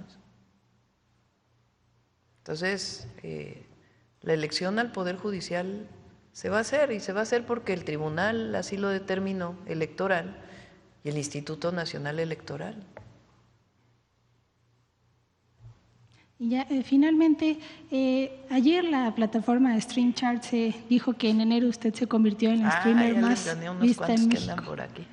Entonces, bueno, también recordar las últimas encuestas que han salido que le dan la aprobación de más del 70%. Entonces, ¿considera que su estrategia para comunicar ha sido la correcta, que ha podido llegar más fácil a la ciudadanía, que estos números pues no son solo producto de las decisiones de gobierno, sino también de una nueva forma en la que usted se está comunicando con los mexicanos? Tiene que ver con lo que defiende nuestro gobierno, con la consecuencia en lo que pensamos y en lo que hacemos, con la defensa de nuestro pueblo, con la defensa de nuestra nación, con no decir una cosa y hacer otra cosa, con la honestidad. Y los resultados, pues, los vamos a ir dando poco a poco. Entonces yo agradecerles, la verdad, a quien nos escucha, a quien nos ve en las mañanas, en la mañanera del pueblo, y quien sigue las redes sociales. Y la verdad, pues, agradecer y decir que no vamos a traicionar nunca. Gracias. A ver, vamos acá a la esquina. Después vamos para acá. Sí, buenos días, Presidenta. Demián Duarte, de Sonora Power.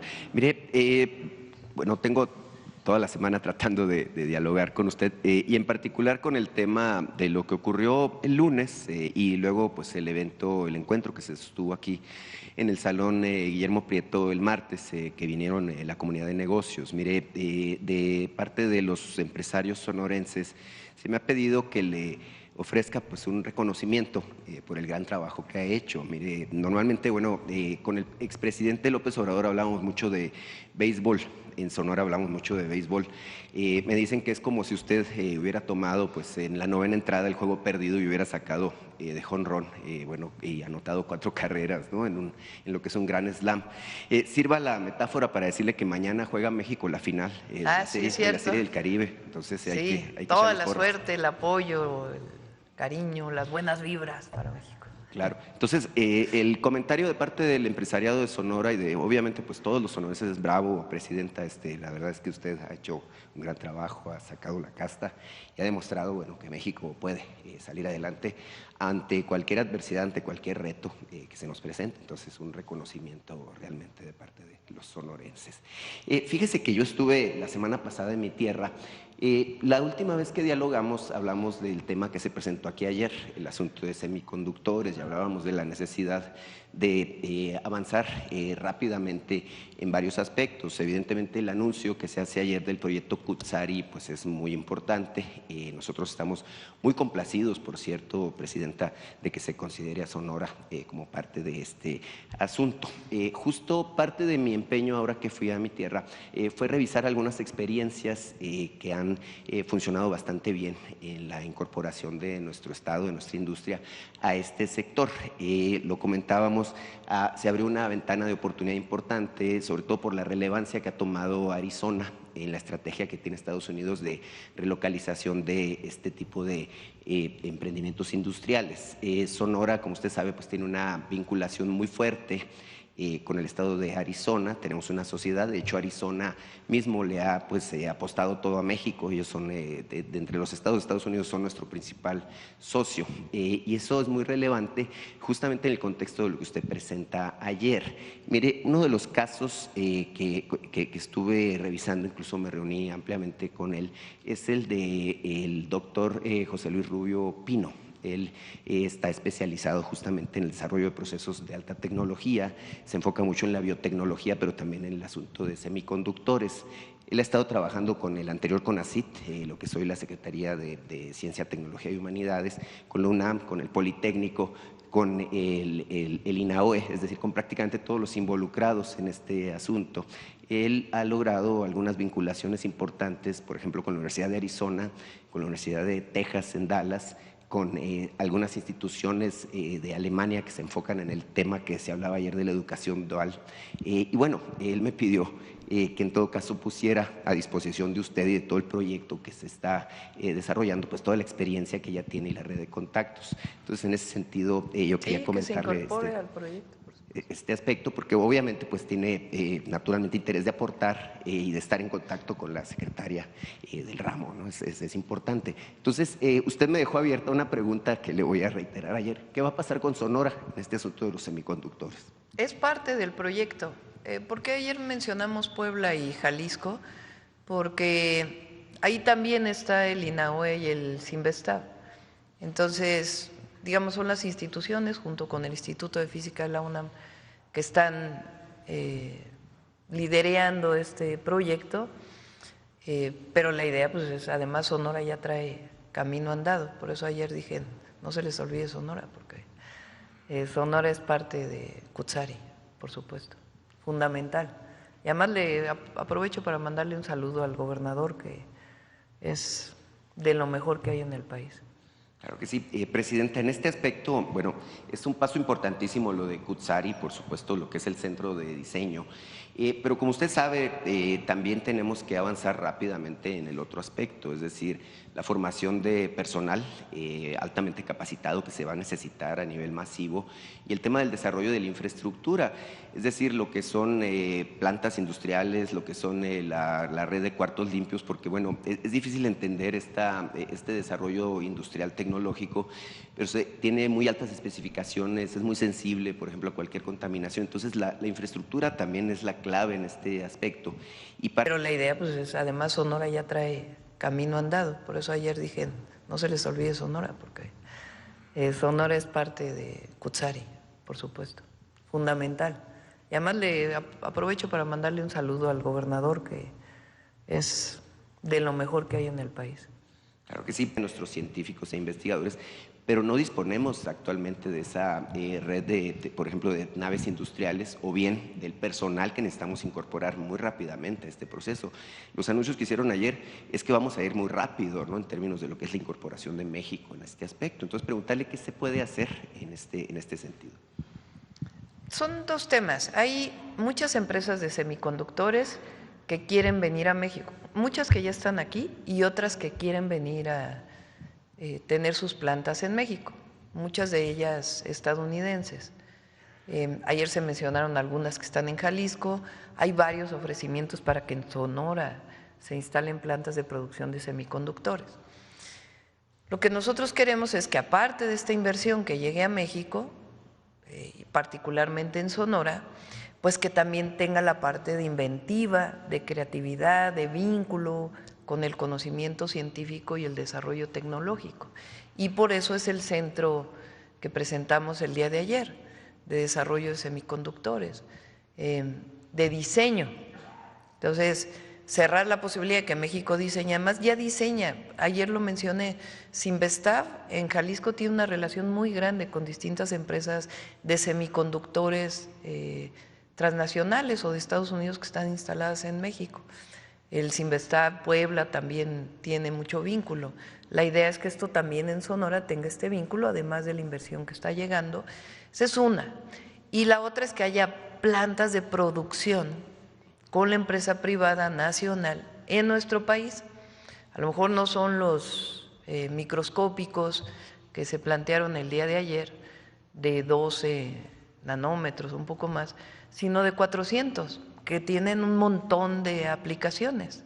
Entonces, no nos estamos cerrando a nada, al contrario, impulsar todas las áreas de desarrollo de semiconductores en el país. Sí, cómo no, en este aspecto, como usted sabe, es importante dar pasos muy firmes, ¿no? Y no dar pasos hacia atrás o no equivocarse, porque evidentemente la ventana de oportunidad está abierta por poco tiempo. Estados Unidos nos está jalando en este momento a esta idea y también por eso es que respiramos muy aliviados, ¿no?, a partir de este anuncio que se da de que se ponen en pausa, ojalá para siempre, como usted dice, pues esta amenaza, ¿no?, de la posibilidad de aranceles.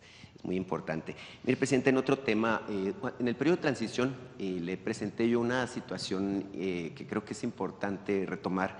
Estuvo el martes Zoe Robledo aquí presentando los avances en términos de lo que son las clínicas, hospitales que tienen que ver con el esquema del IMSS. El antiguo Hospital General del Estado, que es el Hospital Eduardo Ramos Bours, se dejó en desuso cuando en Sonora pasamos a tener el nuevo hospital de especialidades que está en Hermosillo. El gobernador Durazo tuvo la iniciativa de plantear que este hospital se pudiera convertir en un hospital escuela. En el periodo de transición yo le presentaba esta situación y le sugería que usted pudiera ser madrina de un proyecto de educación médica en este sentido. Bueno, el tema es que entre las cosas que se presentaron es que esto que estamos hablando es una realidad. Se han invertido 400 millones de pesos en la rehabilitación del antiguo Hospital General. Se va a incorporar en el esquema del IMSS, creo que va a ser la clínica 15 en Hermosillo, pero además va a tener la característica de que va a ser un hospital universitario, donde se va a formar a especialistas médicos. Entonces, comentarle esto y reiterarle, ¿no?, la petición de que usted impulse, bueno, personalmente este proyecto, que es bien importante para la consolidación de los especialistas médicos, no solamente en Sonora, sino para incorporarlos a todo el país. No sé qué le parece esta propuesta. Sí, ahí vamos. Estamos con varios temas con el gobernador. Repito, además de que tenemos una buena amistad, considero que es una persona de primera y un gobernador excepcional, y pues vamos a seguir trabajando en este y en otros temas. Sí, cómo no. Mire, ahorita hablaba de asuntos relacionados con el Poder Judicial. Usted presentó justamente el miércoles en Querétaro pues una serie de propuestas de reforma constitucional. Una que ha llamado mucho la atención es contra el nepotismo. Bueno, es una práctica nefasta el nepotismo, que como sabemos lamentablemente está muy extendida, no solamente a nivel de lo que son los puestos de elección popular, sino pues prácticamente en todos los aspectos de la vida en México. Bueno, otra práctica que también es muy mala es el asunto del influyentismo. Mire, le quiero yo hacer eco de una denuncia que ya se hizo aquí sobre un tema de tráfico de influencias que se da en la zona de La Laguna, particularmente en Torreón. Se trata de una estrategia que ha mantenido en prisión a un empresario de nombre Arturo Gómez Lara, que es competidor de los empresarios Isa Tafish, que son los propietarios de Grupo Simsa. En este caso se trata de una situación en donde está documentado que el juez Gerardo Alfonso Zavala de la Peña ha operado con estrategias jurídicas para mantener en prisión a esta persona de la que hablo durante ya 15 meses. Es prisión preventiva, no se ha procedido a integrar el expediente, incluso se le ha sugerido que se ponga mejor a negociar con los empresarios con los que tiene pues, la controversia. El caso es que pues no se ha dado ni siquiera fecha para iniciar el juicio. Y en este caso, bueno, pues la pregunta que se le hace, Presidenta, es básicamente ¿qué opina sobre este tema, ¿no? Del tráfico de influencias, de frenar los expedientes judiciales, de mantener a personas que son presuntamente o no responsables de una situación en prisión? Evidentemente la justicia pues es un asunto que es importante, pero también tiene que ser expedita en términos de lo que es la aplicación de la ley. Bueno, sobre el caso que ahí está Adriana para poderlo revisar. Parte de la reforma a las leyes secundarias, de la reforma al Poder Judicial, tiene que ver con cambios procedimentales en muchas de las leyes que tienen que ver con el Poder Judicial. Esas leyes vienen también ahora a sus cambios. Por ejemplo, en la Constitución establece que en el caso de juicios mercantiles tienen que ser resueltos en 6 meses.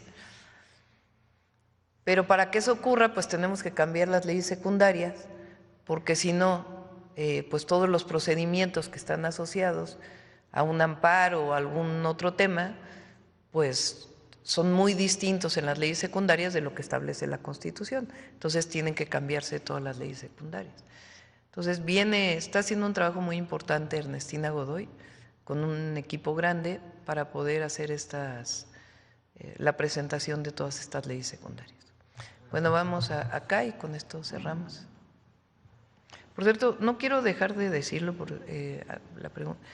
Hay una ley que está en el Senado que tiene que ver con, no recuerdo cómo le llaman, que tiene que ver con que una institución de crédito obligue a un empleador a descontarle a los trabajadores el crédito en la vía nómina.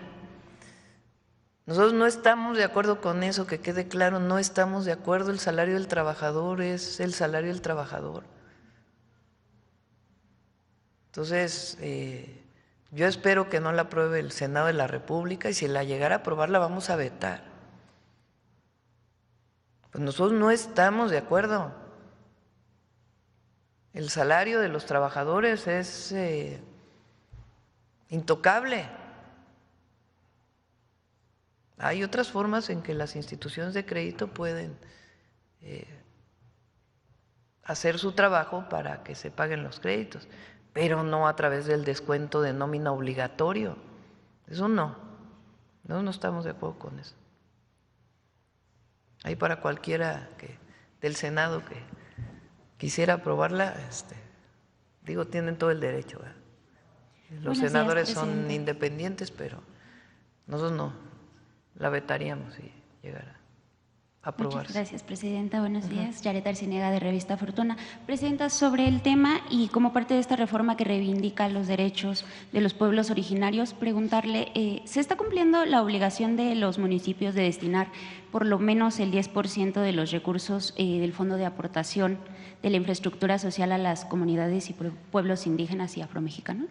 Sí, se va a cumplir. Fue uno de los acuerdos de la reunión con los presidentes municipales y los gobernadores que tuvimos recientemente.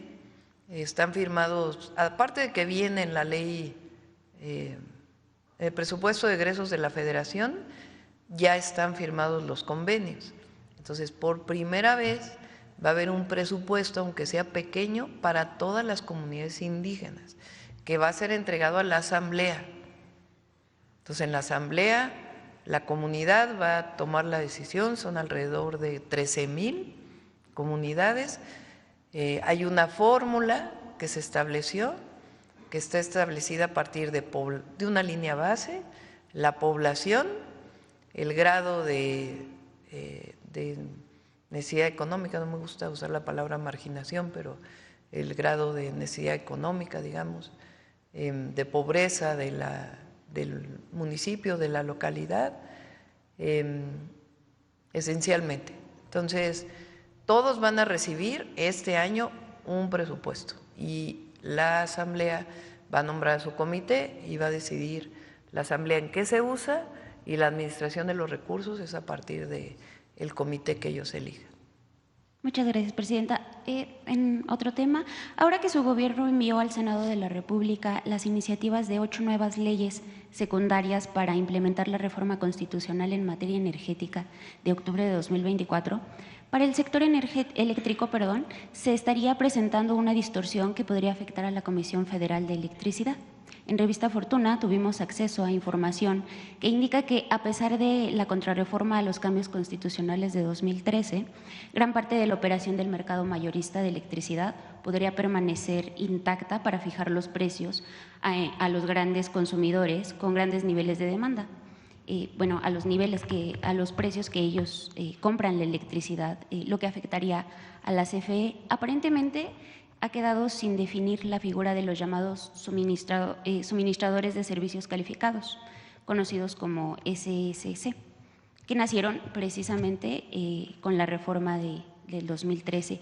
¿No debería de transparentarse la operación de estos intermediarios que revenden la electricidad bajo contratos personalizados, Presidenta? Si quieren que venga Luz Helena y Emilia para explicarlo bien, se norma, se regula. Digamos, no se cierra, se garantiza que el 54% o más de la energía eléctrica que se genere en el país sea por la empresa pública, por Comisión Federal de Electricidad. Eso es algo nuevo, porque antes era considerado monopolio que la entidad pública generara más. Un absurdo. Entonces, ya el 28 constitucional dice, en el caso de las empresas públicas del Estado, no son monopolios. Entonces, la entidad reguladora, como antes la COFESE, no puede decir esto es un monopolio. No, porque en el caso de empresa pública no se puede considerar monopolio. En el caso de la parte del mercado eléctrico que se sostiene, está perfectamente regulado. Y ahí donde quiera haber inversión privada, que son los 6,200 megawatts que se presentaron principalmente de fuentes renovables de energía, también queda muy normado. Entonces, no hay riesgo, pero ya los detalles si quieren que Luz Helena los pueda presentar. Muchas gracias, Presidenta. Presidenta, sobre la propuesta y el nombramiento con voto unánime en el Senado de la República del nuevo subgobernador del Banco de México, Gabriel Cuadra, quien se desempeñaba como director del Departamento de Estudios Económicos del Banco de México, sabemos que el Poder Ejecutivo respeta mucho la autonomía del Banco de México, pero quisiéramos conocer cuál fue la reflexión en torno a la propuesta para designar por primera vez en los últimos años para el enroque de las posiciones de la Junta de Gobierno a un economista egresado de las filas del Instituto Central. Cuando el exgobernador del Banco de México, Alejandro Díaz de León, no fue ratificado, se consideró que se perdía parte de la memoria histórica del Banco de México. Tomamos la decisión a partir de distintos currículums que le pedí obviamente al secretario de Hacienda, al subsecretario de Hacienda, a un equipo que me ayudara a seleccionar la mejor persona. Él entró desde analista del Banco de México, viene del ITAM, eso le gusta a algunos, pero tiene una posición, primero que no es contra el modelo económico que representamos, y eso es muy bueno, porque con toda su autonomía, pues un muy buen profesionista, pues no es alguien que está en contra de lo que representa. Y al mismo tiempo recuperar a alguien que viene de la institución, pues es bueno. Entonces, ahí pues nos presentaron varias opciones el equipo de la Secretaría de Hacienda y pues seleccionamos a Gabriel Cuadra. Y ya por último, muchas gracias, presidenta. Por último, también a propósito del sector de la energía. Y votó a favor, por cierto, de la reducción de la tasa, que es una posición que tenía la gobernadora y que es bueno para el país. Muchas gracias, presidenta. Sobre el sector de energía también, en diversos medios se destaca como una debilidad. Con la autonomía, porque luego van a decir que me ando metiendo. Estoy calificando una decisión que hicieron ellos. Muchas gracias, presidenta. En diversos medios se destaca como una debilidad que la producción del petróleo se encuentre, dicen, en niveles mínimos, con una extracción del hidrocarburo de 1.4 millones de barriles diarios. Destacan casi 1.7 más o menos. Sí, destacan que los principales campos de petróleo no logran remontar la caída en producción justo cuando el precio en los mercados internacionales está en niveles de $70. Mientras que la Secretaría de Hacienda estimó para los ingresos presupuestarios en 2025 un precio de $57.8 por barril, lo que significaría más ingresos no tributarios para apuntalar las finanzas públicas. No es nuevo este ajuste en la producción. De hecho, desde el sexenio del expresidente López Obrador se observa esta tendencia. En 2004 la producción era de 3.4 millones de barriles diarios. Por cierto, poco se sabe del precio de los excedentes petroleros cuando el precio del barril superó los $100. Presidenta, ¿cuál es la visión de su gobierno sobre la producción petrolera? Hoy la economía ya no está petrolizada, pero se necesitan más divisas para sostener la consolidación fiscal. No se puede comparar con 2004, porque hay una política distinta. 2004 fue una de las políticas más irresponsables de producción petrolera en el país. Fox decidió que iba a vender el petróleo a los Estados Unidos, sobreexplotó el yacimiento de Cantarell, inyectando nitrógeno, contaminando el yacimiento, cosa que hoy tenemos desde hace mucho tiempo, no hoy, sino desde hace rato, problemas por el gas que está contaminado con nitrógeno. Una política de extracción excesiva que además dio cantidad de excedentes petroleros que no supimos dónde se quedaron. Calderón siguió lo mismo, ya no llegó a 3.4, pero cercano, estaba a $100 el barril. Por eso siempre pregunto, ¿de qué se acuerdan que hizo Calderón? ¿Alguna obra pública así, pero excepcional, con la cantidad de excedentes petroleros que tuvieron? Una política muy irresponsable de sobreexplotación de un yacimiento que le dio muchísima riqueza al país y que por sobreexplotar, por la forma en que sobreexplotaron, se lo acabaron muy rápido, no permitiendo que petróleo que todavía pudiera estar produciendo a la fecha pudiera haberse mantenido por mucho más tiempo, ¿no? Porque cuando un yacimiento lo sobreexplotas, hay una parte del petróleo que después ya no, es mucho más difícil y costoso extraerlo. Entonces no podemos comparar con 2004. El presidente López Obrador planteó un límite de producción de 1.8 millones de barriles diarios, que es el mismo límite que nosotros estamos planteando. Llegó casi a 1.8 millones de barriles diarios en el sexenio del presidente López Obrador. Hoy está como en 1.7 más o menos, por algunos. En el petróleo no es que hagas un pozo y te está dando, sino que hay que estar perforando para mantener la producción. Entonces, hay una estrategia para llegar al 1.8 millones de barriles. ¿Cuál es el objetivo? Que la mayor parte de esa producción, si no es que toda, sea para la producción de gasolinas y diésel en nuestro país, a través de las refinerías. Y que todo el crecimiento en la demanda de energía pues se vaya orientando a las fuentes renovables de energía. Entonces ese es el proyecto que estamos planteando, particularmente en la generación eléctrica. Y hay personas muy competentes en Petróleos Mexicanos. Tenemos cada semana una reunión. Diario me envían la producción de petróleo del día anterior. Y tenemos un equipo muy competente que está trabajando pues, cómo recuperamos el 1.8 este mismo año y pues todo el proceso de refinación, transformación y en transformación petroquímica, fertilizantes, que es una línea muy importante para Pemex. Bueno, ahora sí ya cerramos, ya 9:30, tardísimo, y tenemos todavía el detector de mentiras y luego Suave Patria para cerrar.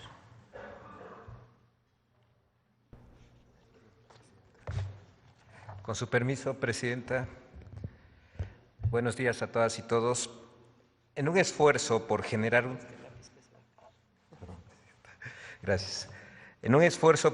una percepción de crisis migratoria, medios de comunicación, comentaristas y usuarios de redes sociales han propagado mentiras sobre la migración. ¿Por qué difundir videos y fotografías que no corresponden a la realidad de las y los migrantes? Las mentiras en este tipo de fenómenos sociales y coyunturas propician el miedo, dan alas a los discursos de odio y dañan, en este caso, a los migrantes. ¿Eso es lo que persiguen los generadores de infodemia? A esta narrativa desinformativa se suma la del falso espionaje que han difundido comentaristas y medios de comunicación. Veamos el video del detector de mentiras de esta semana.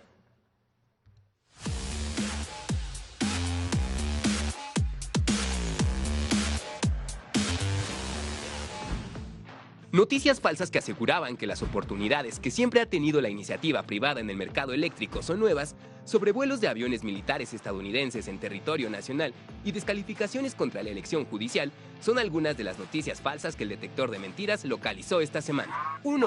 Las leyes secundarias del sector eléctrico abren la puerta a la inversión privada. ¡Mentira! El sector privado ya participaba en el sector eléctrico nacional. La reforma energética y sus leyes secundarias garantizan la prevalencia de la CFE y Pemex sobre las empresas privadas. En el caso del sector eléctrico, las leyes secundarias mantienen la participación privada en un 46% del mercado eléctrico con reglas que la ordenan y la transparentan en 6 esquemas: generación distribuida, autoconsumo aislado, autoconsumo intercomunicado, producción de largo plazo, inversión mixta y generador para el mercado eléctrico. 2. Aeronave estadounidense sobrevoló el Golfo de California en territorio mexicano soberano. Hoy causó polémica que un avión espía de los Estados Unidos sobrevoló el Golfo de California, entre Sinaloa y Baja California. Es información importante, es un avión espía que se encuentra cerca de las costas mexicanas realizando alguna tarea. No sabemos y no tenemos claridad de lo que puede estar sucediendo. ¡Mentira! La Secretaría de la Defensa Nacional aclaró que la detección de un avión de la Fuerza Aérea de Estados Unidos ocurrió a 83 kilómetros al sureste de Cabo San Lucas, Baja California Sur, fuera del espacio aéreo mexicano, sobre aguas internacionales. 3. Carreteras a México congestionadas por las deportaciones masivas en Estados Unidos. ¡Mentira! El video que circula en redes sociales corresponde al 21 de diciembre en el contexto de las fiestas decembrinas de 2024 y fue grabado casi un mes antes del inicio de las deportaciones de migrantes en Estados Unidos. 4. Vehículos militares estadounidenses patrullando la frontera entre México y Estados Unidos. ¡Mentira! El video, que cuenta con casi 1 millón de reproducciones en la red social X, fue generado con inteligencia artificial. 5. Los nuevos miembros del Poder Judicial fueron elegidos en una tómbola. ¡Mentira! El proceso de insaculación está previsto en el artículo 96 de la Constitución como método para depurar el listado de los aspirantes mejor evaluados para contender en la elección judicial del 1 de junio de 2025. Además, la insaculación realizada en el Senado mexicano se realizó en acatamiento a una sentencia de la Sala Superior del Tribunal Electoral del Poder Judicial de la Federación.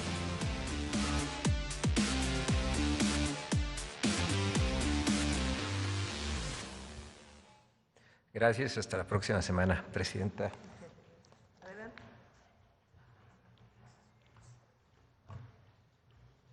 Con su permiso, Presidenta. NENEC, desde Palacio Nacional. Les acabo de saludar en una de nuestras lenguas originarias, que es el Tenec, y que se habla en el estado de San Luis Potosí. Nuestro México es un país con una diversidad importante en lengua y riqueza cultural. Y dentro de esta riqueza cultural se encuentra nuestra cocina tradicional. Porque ¿quiénes de nosotros no tiene algún recuerdo cuando cocinamos o ayudamos haciendo algún manjar con la familia? Precisamente el cocinar es la esencia de poder compartir esos momentos con los seres más queridos. Esa mezcla de risas, esa pizca que nosotros le damos con el humor y también amasando los momentos más difíciles y duros que llegan a nuestra vida sin avisar.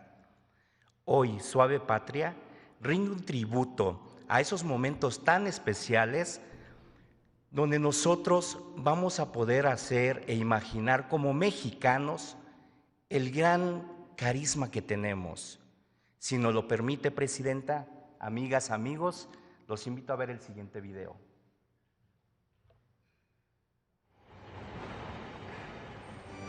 En Guatemala se le llama chuchito, en los Andes humitas, en Venezuela hallaca y en Brasil pamoña. Es tan importante el tamal que existe prácticamente en toda América Latina, porque ahí en donde hay maíz, hay tamales. En México no tenemos un solo tipo de tamal. En la Huasteca Potosina, por ejemplo, existen dos preparaciones originales de este platillo: el bolín o patlache y el zacahuil. El bolín es la masa, el chile y la carne. Es costumbre y es una ofrenda. El zacahuil es muy rico, muy sabroso. Es comida típica de aquí. Los ingredientes principales pues es el maíz, ponerlo a cocer, molerlo, martajadito, ahora sí, quebradito el nixtamal, y con chile guajillo, cascabel, y a este se disuelve, se prepara con carne de pollo o ya sea de puerco, ya se prepara y pues ya se envuelve con las hojas de papatla y se amarra y ya, se hace lo que es un tamal grandote. Es un tamal grande. Saborear es vivir, disfrutarlo, como dicen, saberlo hacer y poder saborearlo uno. Como dicen, es hecho aquí, no lleva nada de químicos, nada, es puro natural, es más sabroso. En México somos hijos del maíz, herederos de una rica historia gastronómica que da sazón a nuestra suave patria. México está hecho con los mejores ingredientes de las y los mexicanos: el amor, el respeto, la unión, pero sobre todo el apoyo mutuo. Por eso jamás debemos olvidar que somos y seguiremos siendo el gran pueblo de México. Cacnamal. Muchas gracias. Gracias, Presidenta. Hay que ir a comer tamales. Hasta luego.